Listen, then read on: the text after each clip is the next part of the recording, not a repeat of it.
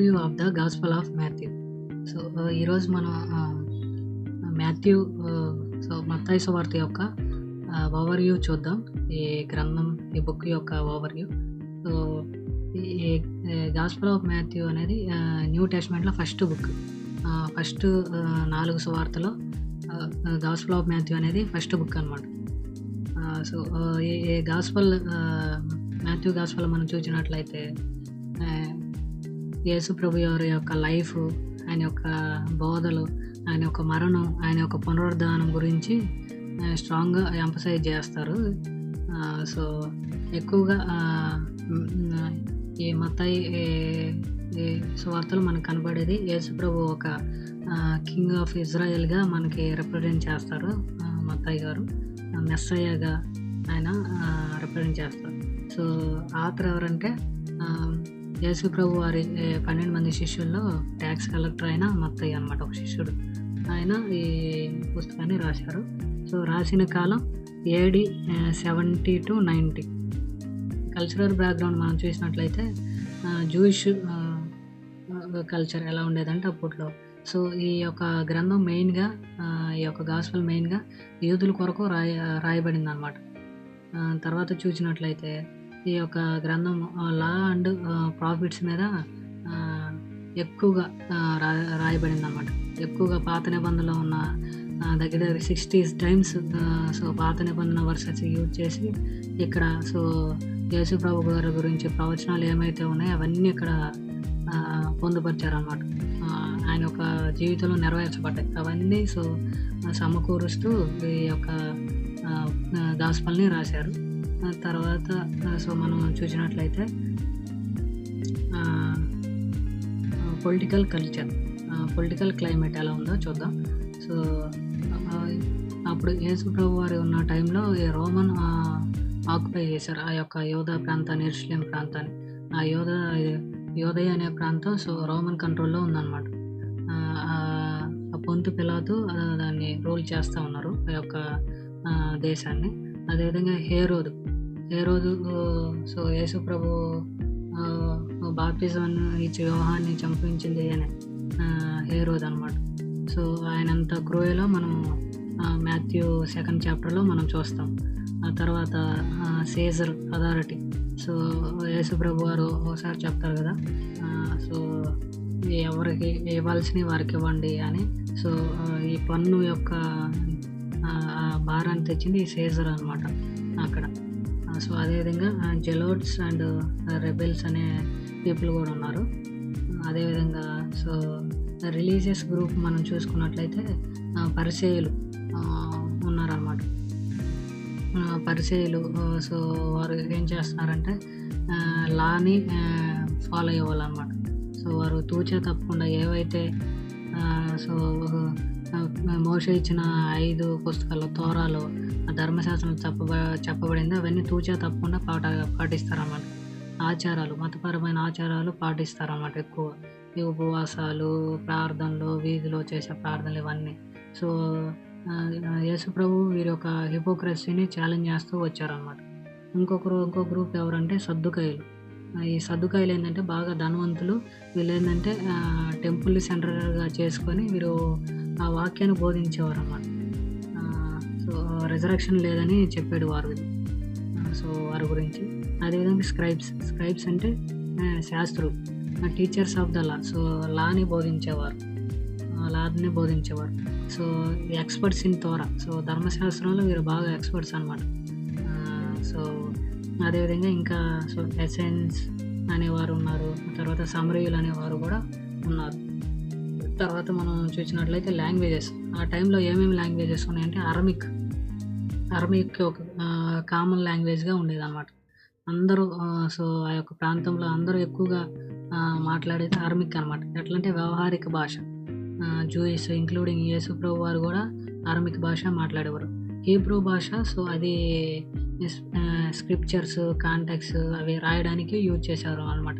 So, ఇప్పుడు మన తెలుగు భాష వ్యవహారిక భాష, సాంస్క్రిట్ సో, గ్రంథ భాషలాగా రాస్తారు కదా, అలా ఆ విధంగా అరమిక్ అనేది వ్యవహారిక భాషగా ఉండేది. హీబ్రూ అనేది గ్రాంధిక భాషగా ఉండేది. అదేవిధంగా గ్రీకు. సో ఎక్కువ ట్రేడర్స్ అక్కడికి వచ్చే చుట్టుపక్కల వారంతా గ్రీకు మాట్లాడేవారు.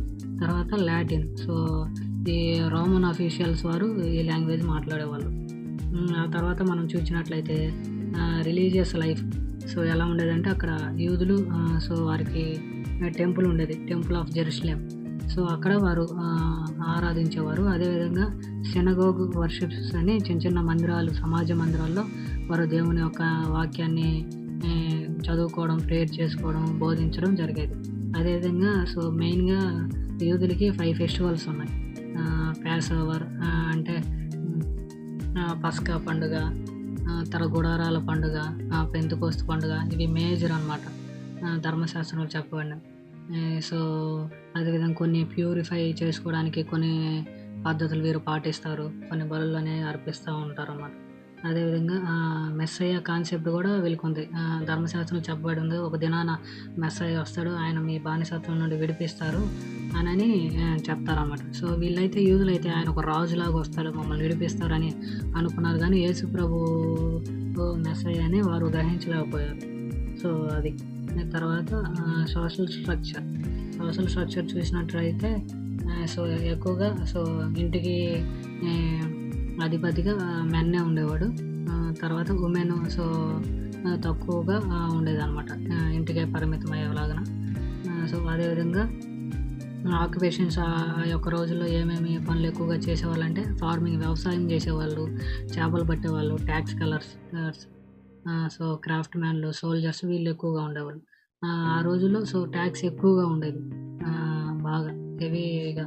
రోమన్స్ అనేవారు ట్యాక్స్ విధించేవాళ్ళు, ఎందుకంటే వాళ్ళు రోమా కింద బానిసలుగా ఉన్నారు కదా, అందుకని. సో మన యొక్క ఈ బుక్ యొక్క సారాంశం చూసినట్లయితే major themes Jesus is the మెస్సయ్యగా మనకి కనబడుతుంది అనమాట ఈ గాస్పెల్ అంతట్లో. తర్వాత సో కింగ్డమ్ ఆఫ్ హెవెన్, దేవుని రాజ్యం. సో ఈ యొక్క గాస్పెల్లోనే 30 టైమ్స్ రిపీట్ అయింది అన్నమాట, దేవుని యొక్క రాజ్యం అని. సో అది ఒకటి యూనిక్ అనమాట. అదేవిధంగా సో ఈ యొక్క గాస్పెల్ డిసైబుల్షిప్, రైచియస్నెస్ లివింగ్ గురించి కూడా సో యేసు ప్రభు వారు బోధిస్తారు, అదొక మెయిన్ థీమ్. తర్వాత జడ్జిమెంట్ అండ్ ఎండ్ టైమ్స్ గురించి కూడా బోధిస్తారు. తర్వాత mission to the nations, so వీటి గురించి బోధిస్తారు అన్నమాట. నేను ఇవన్నీ ఎందుకు చెప్తున్నానంటే సో మనకి బుక్ యొక్క ఓవర్వ్యూ కానీ, ఆ కాంటెక్స్ట్ కానీ, సో అది ఎందుకు రాశారు, ఏ సందర్భంలో రాశారని తెలియకుండా మనం అర్థం చేసుకోలేం. చదువుతాం కానీ అవి కరెక్ట్ మీనింగ్ మనం అర్థం చేసుకోలేం. అందుకు సో చదవడానికి మనకి ఫస్ట్ మనకి అది ఎందుకు రాశారు, ఏ సందర్భంలో రాశారు, సో ఎవరికి రాశారు, ఇవన్నీ మనం తెలుసుకున్నప్పుడు మనం చదవడానికి చాలా ఈజీ అవుతుంది. మనం అర్థం చేసుకోవడానికి, మన లైఫ్లో అప్లై చేసుకోవడానికి కూడా చాలా ఈజీగా ఉంటుంది. అందుకే ప్రతి ఒక్కరు కూడా సో బైబిల్ చదివే ముందు వాటి యొక్క ఓవర్వ్యూ, వాటి యొక్క సమ్మరీ తెలుసుకొని చదివితే చాలా అర్థవంతంగా ఉంటుంది, ఇది చదవడానికి ఇంట్రెస్ట్ వస్తుంది. అందుకే నేను ఇది చెప్తా ఉన్నాను. అదేవిధంగా సో అవుట్లైన్స్ చూద్దాం. Outlines so first, second chapters యేసు ప్రభు యొక్క బర్త్, ఎర్లీ లైఫ్ ఉండిద్ది అనమాట. వాటిలో సో ఫస్ట్ మనం చూసినట్లయితే వంశం ఉండిద్ది అనమాట. Abraham to David, David to యేసు ప్రభు వారు, ఆ యొక్క వంశావళి ఉండిద్ది.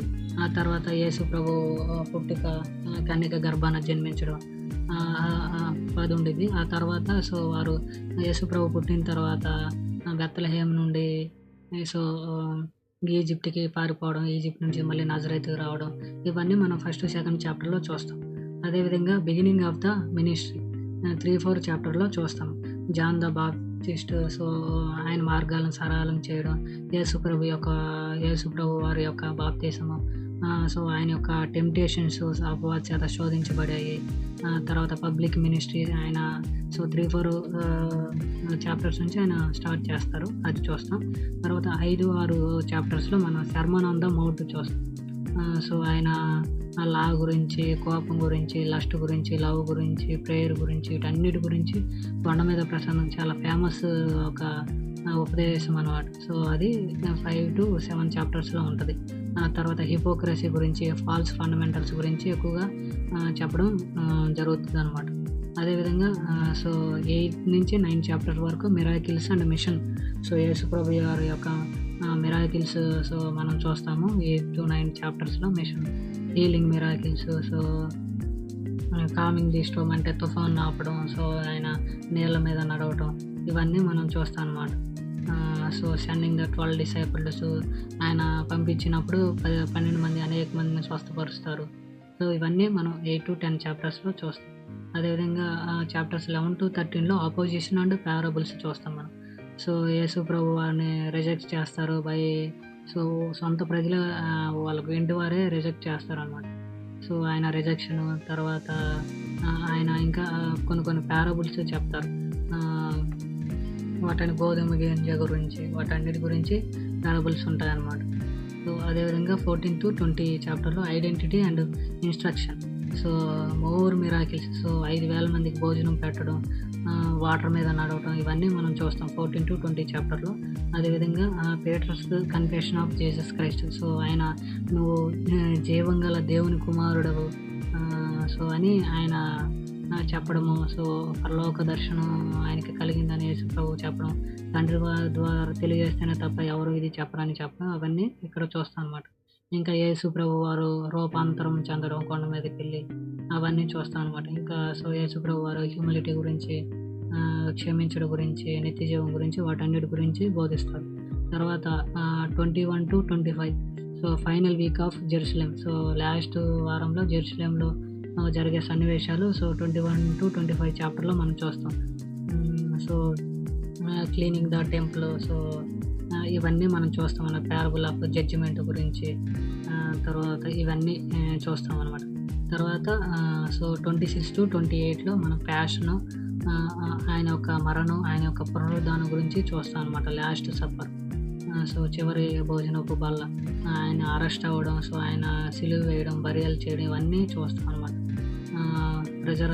రిజరక్షన్తో అపిరియన్స్ టు డిసైబుల్స్ కనపడటం, గ్రేట్ కమిషన్, సో మీరు సర్వలోకం వెళ్ళి సర్వ సృష్టికి సువార్త ప్రకటించమని చెప్పడం, సో ఇవన్నీ చూస్తాం అన్నమాట.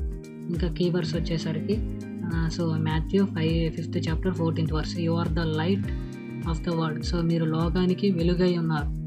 సో ఇది ఎక్కువగా ఎంఫసైజ్ చేస్తూ ఉంటారు. అదేవిధంగా Matthew 6th chapter 33 verse, so మొదట ఆయన నీతిని, దేవుని రాజ్యాన్ని వెతకండి అని. సో అది మేజర్ అనమాట మన యొక్క విశ్వాస జీవితానికి. సో ఈ యొక్క statements. So Matthew 11:28, come to me all you who are very, so నా యొద్దకు రండి, నేను మీకు విశ్రాంతిని ఇస్తానని, సో విచారపడకండి దేవుడు బలపరుస్తున్న వచనం అనమాట. అదేవిధంగా 28th chapter 19-20, go and make disables of all nations, so ఇదే లాస్ట్లో దేవుడు సర్వత్రిక సంఘానికి ఇచ్చిన ఆజ్ఞ ఏంటంటే మీరు సర్వలోకానికి వెళ్ళి సర్వ సృష్టి ప్రజలను నా శిష్యులుగా చేయండి అని చెప్తారనమాట. సో ఇది టోటల్ ఓవర్వ్యూ. సో మనం ఇలా తెలుసుకున్నప్పుడు మనం చదవడానికి ఎంతో మోటివేషన్గా ఉండిద్ది. సో చదివేటప్పుడు ఈజీగా అర్థమవుతుంది. సో అప్పుడు కల్చర్ ఎలా ఉండేది, అప్పుడు పరిస్థితులు ఎలా ఉన్నాయి, సో ఏ చాప్టర్లో ఏముందో, సో మనం ఇంకా తర్వాత కూడా ఎప్పుడైనా రిమెంబర్ చేసుకోవడానికి కూడా చాలా ఈజీగా ఉంటుంది. ఓకే, ఈ చాప్టర్లో ఇవి ఉంటాయి, ఈ చాప్టర్లో ఇవి ఉంటాయి, అలా తెలుసుకోవడానికి కూడా ఎంతో ఉపయోగకరంగా ఉంటుంది అన్నమాట. ఖచ్చితంగా సో ప్రతి ఒక్కరు కూడా సో ఏదైనా ఒక బుక్ చదివే ముందు వాటి యొక్క ఓవర్వ్యూ చూసి చదివితే చాలా మీనింగ్ఫుల్గా ఉంటుంది. సో మీకు ఉపయోగకరంగా ఉంటుందని వీడియో చేస్తూ ఉన్నాను. Thank you for listening. So ఓపికతో మీరు అందరు ఇప్పటివరకు విన్నందుకు థ్యాంక్స్ తెలియజేస్తూ ఉన్నాను.